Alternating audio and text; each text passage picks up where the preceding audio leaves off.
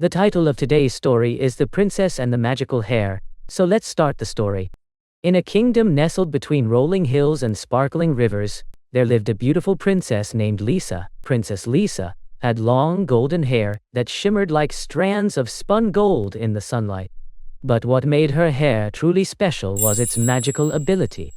You see, whenever Princess Lisa sang, her hair would dance and sway to the rhythm of her melodies. The people of the kingdom marveled at this enchanting sight, and they often gathered in the palace courtyard to hear her sing and watch her hair come alive with magic. But Princess Lisa's magical hair was not just for show. It held a secret power that had been passed down through generations of royal heirs. Legend had it that whoever possessed a lock of the princess's hair could wield great magic and bring prosperity to the kingdom. One day, an evil sorceress named Morgana learned of Princess Lisa's magical hair and became consumed with jealousy. Morgana desired the power for herself and vowed to steal it from the princess. Under the cover of darkness, Morgana crept into the palace and used her dark magic to cast a spell on Princess Lisa.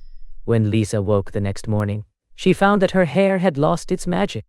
Heartbroken and desperate to restore her hair's magic, Princess Lisa embarked on a quest to find the mythical golden flower, rumored to possess the power to break any enchantment.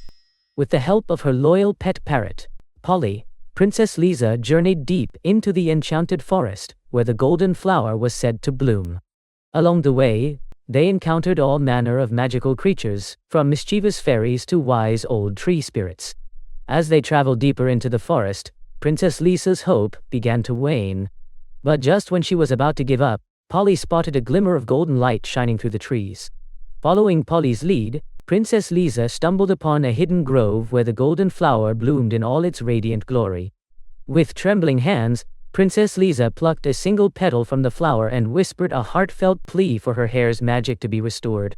To her amazement, the petal glowed with a warm golden light and dissolved into her palm. Instantly, Princess Lisa's hair began to shimmer and sparkle once more. With a joyful laugh, she watched as her hair danced and twirled in the breeze, the magic restored to its full glory. But their triumph was short-lived, for Morgana had been watching from the shadows. Enraged that Princess Lisa had succeeded in her quest, Morgana emerged from the darkness, her eyes blazing with malice. Before Princess Lisa could react, Morgana cast a powerful spell, trapping her in a cage of thorns. Polly, sensing her mistress's peril, swooped down and pecked at Morgana's hand, causing her to drop her wand. With a burst of bravery, Princess Lisa reached through the bars of her cage and grabbed the wand. Drawing upon the last of her strength, breaks the magic wand, because of which his magic ended. The sorceress let out a scream, rendering her powerless and defeated. With Morgan's threat neutralized, Princess Lisa and Polly return to the kingdom, celebrating their victory, where they are welcomed as heroes. From that day forth, Princess Lisa's magical hair was stronger than ever, and she used its power to bring joy and prosperity to her kingdom. The title of today's story is The Princess and the Pea, so let's start the story. In a land far, far away, there was a magnificent kingdom with a grand castle. Inside the castle lived a handsome prince who was deeply unhappy. He longed for a true princess to share his life and his kingdom, but his search had been fruitless. The kingdom was teeming with fair maidens, all claiming to be true princesses, yet none seemed genuine. The prince journeyed across the kingdom, meeting every supposed princess, but he returned home disheartened each time. "It's impossible to tell if these are real princesses," he lamented to his father the king. "Be patient, my son. When the right one comes along, you'll know," the king replied with a wise smile. The prince nodded, feeling a bit more hopeful, and retired to his chamber. That evening, a ferocious storm swept through the kingdom. Thunder roared, lightning streaked across the sky, and rain pounded the castle roof like the clamor of 1,000 charging horses. Amidst the tempest, there was a loud knock at the castle door. The king, donning his robe, opened the door to find a soaked, shivering young woman standing before him. "I am a true princess," she declared. "May I please have some dry clothes and a place to rest for the night?" The king welcomed her in. "She claims to be a true princess," he informed the old queen mother. The Queen Mother remained silent but thought to herself, "We'll soon see about that." The Queen Mother gave the princess a nightgown and said, "Put this on while I prepare your chamber." She then set to work in a most unusual manner. First, she stripped the bed of its covers, sheets, and mattress. Next, she placed a single garden pea on the bedstead. On top of the pea, she piled 20 mattresses, separating each layer with a soft eider-down quilt. Finally, she replaced the bedclothes on the top mattress. When the princess entered, the bed was so high off the ground that she needed a ladder to climb into it. She ascended the ladder, got under the covers, and blew out her candle. At breakfast the next morning, the Queen Mother asked the princess, "My dear, how did you sleep?" "Oh, not well at all," the princess replied. "I appreciate your hospitality, but something hard and uncomfortable beneath the mattress kept me awake all night." "My word!" exclaimed the Queen Mother. She turned to the prince and said, "I believe we have found your true princess. Only a real princess could be so sensitive as to feel a single pea through 20 mattresses and 20 quilts. You must marry her at once." The prince was ecstatic. He turned to the princess and asked, "Dear princess, would you honor me by becoming my wife?" Blushing, the princess finished a mouthful of cereal and replied, "On one condition." "Anything," said the prince eagerly. With a cheeky grin, she said, "Promise me, dear prince, that from this day forward, any pea that enters this castle is solely for eating, not for sleeping upon." The prince chuckled and said, "I promise." And so, they lived happily ever after, with not a single pea causing discomfort in the castle again. The title of today's story is The Sea Princess, so let's start the story. Once upon a time, in a beautiful coastal village by the sea, there lived a young girl named Olivia. Olivia loved the sea more than anything else in the world. Every day she would spend hours on the beach, collecting seashells and dreaming of the mysteries that lay beneath the waves. One sunny afternoon, as Olivia wandered along the shore, she found an unusual seashell. It was large, shiny, and glowed with a magical light. Curiously, she picked it up and held it to her ear. Instead of the usual sound of the ocean, she heard a soft, melodious voice. "Olivia, brave and kind, you have found the enchanted seashell. Follow its glow to the hidden cave where your destiny awaits." Olivia's heart pounded with excitement and curiosity. She decided to follow the seashell's glow, which led her to a secluded part of the beach. There, hidden behind a curtain of ivy, was a small secret cave. Taking a deep breath, Olivia stepped inside. The cave was filled with shimmering light, and in the center stood a magnificent pearl throne. On the throne sat a beautiful woman with flowing blue hair and a crown of pearl. She had a kind smile and eyes that sparkled like the sea. "Welcome, Olivia," the woman said in a gentle voice. "I am Marina, the Sea Princess. You have been chosen to help me protect our underwater kingdom from a great danger." Olivia was both amazed and nervous. "But how can I help you? I'm just a girl from the village." Marina smiled warmly. "You have a pure heart and a brave spirit. That is all we need. Take this," she said, handing Olivia a delicate silver necklace with a blue gemstone. "This necklace will allow you to breathe underwater and communicate with the sea creatures." With a wave of Marina's hand, the cave filled with a bright light. When Olivia opened her eyes, she found herself underwater, but to her surprise, she could breathe easily. She looked around in awe at the vibrant coral reefs, colorful fish, and swaying seaweed. It was like a dream come true. Marina appeared beside her. "Our kingdom is threatened by a dark power that wants to steal the magic of the sea, and our magic is also diminishing. We must find 2 magical pearls that have the power to protect our world, allowing us to return our powers. They are hidden in dangerous places, surrounded by magical creatures.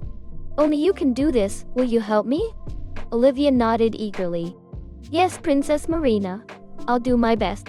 Their first destination was the Cave of Shadows, where the Pearl of Light was hidden. As they approached, the waters grew darker and eerie shapes moved in the shadows. Suddenly, a giant sea serpent emerged, its eyes glowing menacingly. Olivia's heart raced, but she remembered Marina's words about bravery. She took a deep breath and swam forward. "Great serpent," she called out, "we seek the Pearl of Light to protect the sea. Please let us pass." The serpent hissed, "If you truly seek the pearl, you must prove your courage. Defeat me in a duel and the pearl is yours." Olivia was scared, but she knew she had to be brave. She picked up a sharp coral spear from the seabed and faced the serpent. The battle was fierce, with the serpent's tail thrashing and Olivia dodging its strike. Finally, with a swift move, Olivia struck the serpent's tail, causing it to retreat. "You are indeed brave," the serpent acknowledged, revealing a glowing pearl hidden in the cave. Olivia carefully took the pearl and thanked the serpent. Their final journey led them to the Abyss of Courage, where the Pearl of Strength was hidden. The abyss was deep and dark, and Olivia felt a pang of fear. But Marina's reassuring presence gave her strength. At the bottom they found the pearl guarded by a fierce shark. The shark growled, "Claim this pearl? You must defeat me in combat." Olivia's heart pounded, but she didn't back down. She found a sturdy shell and used it as a shield against the shark's powerful jaws. They fought fiercely, and just when it seemed the shark would win, Olivia spotted a sharp rock. She entangled the shark and sent it crashing into the rock. Seeing her bravery, the shark relented. "You have shown great courage," it said, handing over the last pearl. With all 2 pearls in hand, Olivia and Marina returned to the sea palette. Marina placed the pearls in a magic shell, and a brilliant light filled the sea. Marina's magical powers also return, and the underwater kingdom is once again safe. "Olivia, you have shown great bravery, wisdom, and strength. You are a true friend of the sea," Marina said. Olivia beamed with pride and happiness. "Thank you, Princess Marina. I will always cherish this adventure." With a wave of her hand, Marina returned Olivia to the shore, where she found herself holding the enchanted seashell once more. As the sun set, Olivia knew she would never forget her magical journey. From that day on, whenever Olivia walked along the beach, she felt a special connection to the sea and its wonders. She knew that, no matter what, she would always be ready to protect the magic. The title of today's story is Little Red Hood, so let's start the story. Once upon a time, there was a sweet little girl, adored by everyone who met her. Her grandmother loved her most of all and would give her anything she wanted. One day, the grandmother made her a lovely red velvet hood, which suited her so well that she wore it all the time. Because of this, everyone called her Little Red Hood. One day, her mother called her and said, "Come here, Little Red Hood. I have cake and a bottle of wine.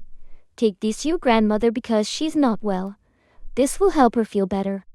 The road is a bit bad, so go carefully, dear. Don't go anywhere else until you come to Grandma's house, and when you reach, definitely say, 'Good morning' to your grandma." "I will be very careful," said Little Red Hood to her mother, and promised to obey everything she said. His grandmother lived in the forest about 3 miles away from the village. As Little Red Hood entered the forest, she met a wolf. Little Red Hood did not know what an evil creature he was. "Good morning, Little Red Hood," said the wolf. "Where are you going so quickly, and what's in your basket?" "I am going to my grandmother's house to give her food when she is not well," answered Little Red Hood.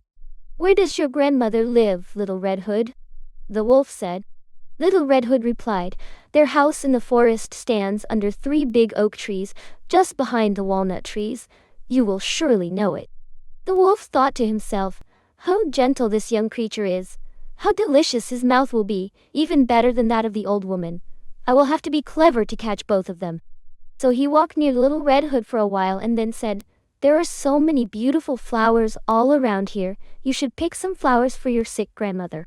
Little Red Hood looked around and saw that the sun's rays were dancing through the trees, and beautiful flowers were growing everywhere. She thought, "What if I take Grandma a fresh bouquet of flowers? That will make her happy too. I have time now, so I will reach there early." And so she ran off the path into the forest to collect flowers. While collecting flowers, she went deeper into the forest. Meanwhile, the wolf ran straight to Grandmother's house and knocked on the door. No one answered when I knocked. Grandmother was not at home, and she had gone to her friend's house in the neighborhood.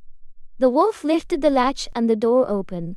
Without saying anything, he went straight to Grandma's room. Then he dressed in Grandma's clothes, wore a hat, lay down on Grandma's bed, and drew the curtain. Little Red Hood was running around picking flowers, and when she had gathered as many flowers as she could, she remembered her grandmother and set out for her home. She was surprised to see the door of the hut open, and when she went inside, she felt very uneasy and said to herself, "Why am I feeling so strange today? Usually, I like staying with Grandma." She went near the bed and removed the curtain. Her grandmother was lying there with her hat pulled far over her face, looking very strange. "Oh, Grandma," she said, "what big ears you have." "To hear your words, my child," replied the wolf.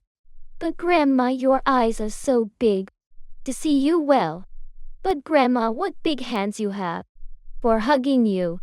"Oh, but Grandma, your mouth is so big to eat you up."